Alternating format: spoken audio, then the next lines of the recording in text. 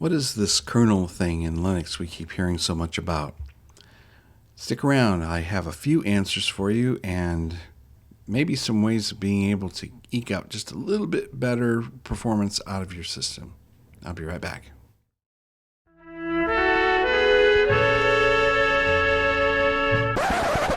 Welcome to the Drunk Linux User. I'm Len. I'm the Drunk Linux User. And what we're going to talk about today is the Linux kernel. And what is a Linux kernel? On this page, which granted is a little bit older than, say, a day or two ago, the answers are very, very clear. The Linux kernel is an important piece of program that forms the first layer of interaction between your computer's hardware and your operating system, or OS. Its job is to act as a mediator between your Linux operating system like Ubuntu, Linux Mint, so on and so forth, Fedora, and the hardware of your computer like the graphics card, RAM, CPU, sound card, Wi-Fi, Bluetooth, so on and so forth. You may notice by going to different websites and seeing the news that the kernel keeps getting updated over and over again. So why doesn't Ubuntu, Linux Mint, and Fedora just, snap their fingers and give you the latest, greatest? Down below, we're going to see another answer down here. OS developers pick up the best kernel they have at that time, and they develop their Linux distribution over it. It's fully tested. Should you upgrade your Linux kernel? Well, that's going to depend. It's going to depend on your hardware mostly. And by that, I mean, if you had maybe a 5-6-year-old laptop sticking around and you installed, say, Linux Mint, and it's running great and humming along and it's, the performance is just exactly what you want, I wouldn't touch the kernel necessarily. I would probably just leave it alone and let the operating system or the developers for the operating system actually come up with the updates as needed, because what will happen is if there's a security update for a previous kernel, that will be incorporated and upstream to you, and that will make sure that you're working just fine and safe and secure.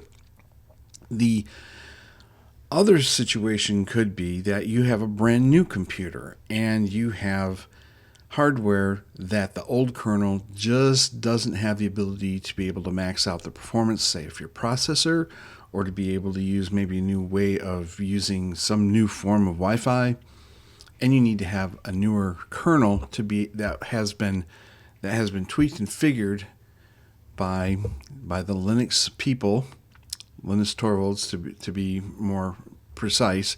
He and his group come up with ways of being able to make your hardware work more optimally with the Linux environment. So if you ever want to update, say you have, for example, Ubuntu, and you want to take care of it in a way where you can upgrade and test it, there are ways to do that. And I've got this article here that talks about how to use the command line. It is step by step, okay? So this is very, very simple to follow. A lot of this is going to be copy and paste. Some of it will be from downloading. So if you want to go to the downloads page, you can find all the different kinds of kernels in the main line for Ubuntu. Right here, download the one that you want and install it using the instructions on this page. So with that in mind, okay, that's one way of doing it. In Arch, there is another way of being able to update the kernel as well. But typically in Arch, that kernel is already probably the most recent version anyway. Arch is just that way. It's bleeding edge. It's going to have all the latest, greatest, coolest, niftiest stuff already there. So why don't people use Arch more? Well, a lot of people do use Arch more, but some people still like what they consider the ease of use with Ubuntu and Linux Mint and elementary OS and things along that line. So I'm going to show you right now in Linux Mint how easy this actually is. So down here in my system tray, and I could call this up any other way, but I can bring up the update manager. I have actually updated my Linux kernel already, but I'll show you the process. You click on View, and on mine, the second to the last item is Linux Kernels. You'll get a warning page that pops up. You can select that you don't want to see the message again if you don't want to, but do take a look at this and make sure that you are following at least some of the suggestions that they have here, because it is very important. So if you have a newer computer, you may want to consider on Linux Mint to update the kernel. So click Continue, and you're going to see that as of this moment anyway, the most recent is the 5.13. And I'm using the most current version of 5.13. And that is the highest that I'm getting right now through Linux Mint. But you can see that when I first installed it, it was actually at 5.4. And those kernels are still available to me. So if for any reason whatsoever I find out that 5.13 is causing my computer to lock up, I can't use my Wi-Fi, my Bluetooth, whatever, there is a way that you can go back in during boot. You'll see the Linux Mint line in what they call grub at your boot up, and you'll see advanced settings or advanced options. Just arrow down to that, click enter, find the previous kernel that did work, and select it and reboot. If you find that everything is good, like I have been using this and I have not experienced any problems, just leave it alone. It'll automatically boot into this. But you do have other options. Now I'm going to show you the 5.8, for example. This thing is end of life. So I wouldn't necessarily suggest it. It's not being supported anymore. And you're going to see that 5.11, that is still being supported.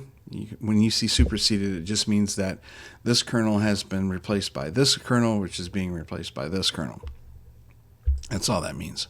And the 5.13, again, I'm using the latest and greatest. You can, with Linux Mint, remove kernels if you don't want them. So if I wanted this removed, I would just click remove here. I'd have to type in my password, and it would remove it. I'd reset or restart my computer, and everything would be fine. But I'm not going to do that. It's working just fine the way it is. And having a couple extra kernels to fall back on, previous kernels, just in case I do run into a problem, is a good thing. Never just rely on one. Always keep an older version. And if you're not really sure that you want to go ahead and go with the latest and greatest anyway, then what you can do is say, for example, you started here with 5.4. You know 5.8 is not going to be any good, but maybe 5.11 will be okay. Try that one.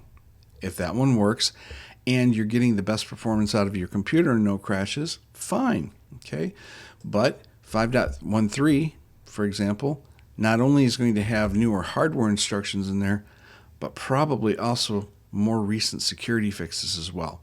Not necessarily, but very possibly. And it may be even more relevant to the hardware that you have on your system. So this is about the kernel. It has nothing to do with finger-licking penguins. So let us remember our great words of wisdom, which are: don't drink and drive, don't drive drunk, don't go to eBay, Amazon, or use MS Edge all buzzed up because you think you're going to buy the latest, greatest, coolest stuff, because you're probably not. In the meantime, and this is really, really sad because I'm way down to the bottom, bottoms up, and later, dudes.